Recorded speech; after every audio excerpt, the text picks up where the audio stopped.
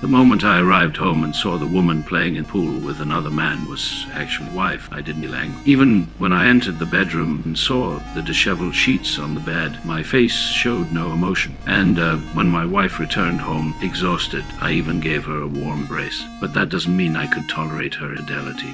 Does he? Mrs. Smith, don't be.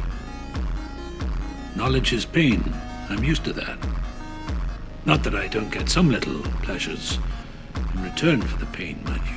I wasn't just going to expose her lies, I was going to execute a perfect revenge. The gunshots immediately alarmed the gardener outside, but I didn't panic. I deliberately fired several shots toward the window, making sure the gardener rushed off to call the police.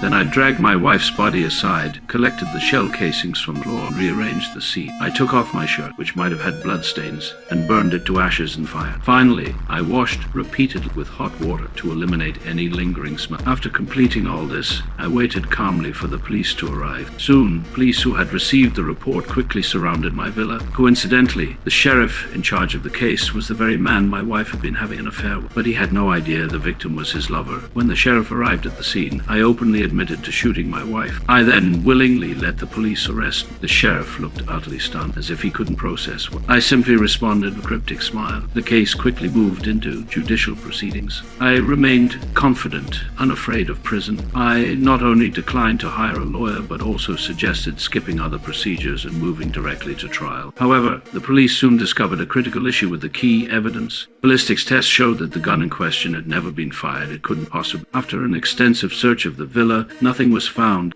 No weapon. No powder on his hand. No blood on his clothes. That's 4 shots fired, 4 bullets missing from the case, 4 shell casings on the floor with no prints on them, and a gun that's never been fired. The guy's screwing with us. He's stacking the deck. On the day of the trial, I sat doodling boredly in the defendant's dock. My strange behavior puzzled the judge. It wasn't until the sheriff appeared that I finally set down my pen and raised an objection. I calmly informed the judge that the sheriff had been intimately involved with my wife.